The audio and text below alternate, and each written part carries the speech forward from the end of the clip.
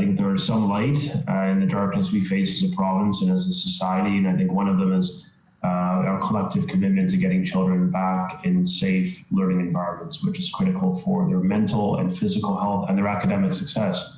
And I know all of you have been advocates for open schools, and obviously we're proud to have the support of the Chief Medical Officer of Health, who has strongly endorsed our program to reopen schools. In addition to every medical officer of health in Ontario has endorsed the reopening of schools. The pediatric hospitals, Sick Kids, for example, have issued confirmation that it is the right thing to do to open on the 17th with strong protocols in place that we've unveiled. And finally, I just will acknowledge that the Ontario Science Table head, Dr. Juni, said as recently as yesterday, Ontario has one of the strongest programs on the continent, that he will be sending his kids back to school, and that he's proud to see Ontario continue to make investments in ventilation, in quality masking, and of course, in the deployment of millions of rapid tests on a weekly basis. So this is obviously, a challenging time with cases and hospitalizations still remaining stubbornly high, both at home and abroad. But we have a plan to protect our healthcare system, long-term care, and make sure our children can return to schools as we work to reduce the risk of transmission within these settings. I also just want to recognize that our plan is fully funded with the deployment of rapid tests, which we did not have in the past. 3.9 million on the way as we speak, ahead of Monday, that will make a difference where families will be able to receive a rapid test kit on a weekly basis for symptomatic purposes. We also are maintaining a focus on vaccination. We're proud in Ontario, we have one of the highest vax rates for high school kids 12 to 17. We're going to be launching to increase the percentage of immunization of 5 to 11-year-olds on a voluntary basis with parental consent. We'll be sending in vaccine clinics within our schools.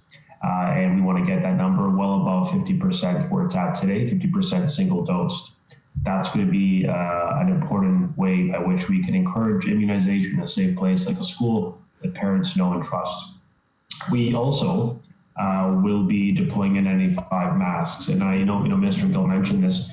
This is something we cannot lose sight of. We're the only province in the nation, and as we understand, only jurisdiction on the continent that has offered N95 unfitted masks to all education and all childcare staff, not just the teachers, but the bus drivers, the EAs, the secretaries, the mental health workers, the custodians, all these folks who work hard. They're going to get access to the N95, very high quality PPE, well above the standards set out by public health. We have increased ventilation, 3,000 more HEPA units, building upon the 70,000 in place, and the major investments in mechanical ventilation. That's critical. And I just recognize that staffing is important. And so we put in place more funding, as the minister noted, 2,000 more staff, but it's also what we've done to further stabilize the workforce. And I think it's critical that we doubled the amount of days. We just signed an agreement doubling the amount of days retirees can work in the province. 11,000's put up their hand last year to help us out, and we needed their support of our retired educators. And we're going to be giving them now twice the amount of days they can work within our schools to help fill in those short-term leaves. We've also allowed teacher candidates to enter our schools, 3,500 last year. These are young, innovative, and particularly hardworking educators that want to make a difference. So we're going to get them into our classrooms as well, all designed to reduce disruptions, because I think we all expect high rates of absenteeism. So we want to keep our schools open and operating for the benefit of children. I think I just finally say the recognition that the country and the world is dealing with this wave of Omicron, but all jurisdictions are sending children back. I believe 9 of 10 will have their kids back by the 17th. Some have already reopened in Canada, including in Alberta and BC on the 10th and 17th. So my point is we're going to do what is right, recognizing it is difficult. We're going to fund the program, provide more resources, more supports, and a strict protocol to reduce any risk or as much risk as we can within these settings. And I'm proud to acknowledge that childcare is also part of this plan. We want to make sure that our youngest learners, they're not able to get vaccinated, they don't wear masks, that they remain safe as well. So a lot here and a lot of work has gone into this. A lot of partnership is going to be required.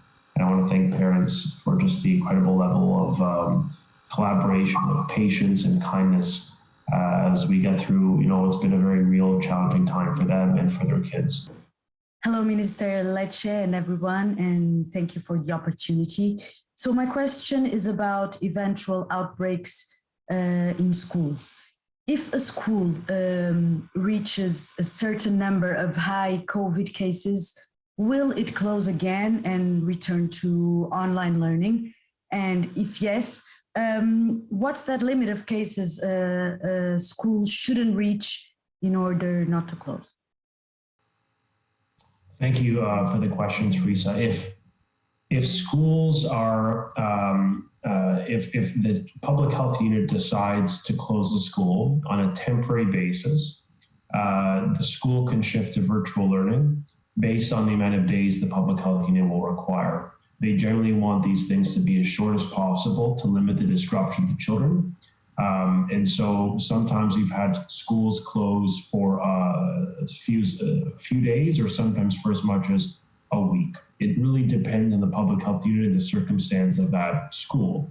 We're working to avoid that, but we appreciate that Omicron is everywhere. Schools reflect the communities. We'll have challenges, but I guess my commitment to families is to do everything humanly in our power, extraordinary steps to reduce the risk of transmission. It's going to require all of us to be vigilant in those settings, for kids to wear their masks, use the 3-ply masks we purchased for families for free, very high quality, approved by the Public Health Agency of Canada and Public Health Ontario. And finally, I would ask families, if your child is sick or your staff, if you're a staff member, stay home, take a rapid test, reduce the risk for yourself, but also for your friends and those around you. It's going to require all of us, it's that social covenant, right? We're going to have to do this together. We have to really lean into the goodwill of people to keep their kids home when there are symptoms and to test them using the free rapid tests we're providing to families in Ontario. So I appreciate the public health units are going to play a critical role. The Chief Medical Officer of Health has said that their full resources of government are going to support the protections of our schools, and we'll continue to make that a focus as we get the kids back on the 17th and work to keep them in schools for their mental and physical health. I mean, nothing is more important.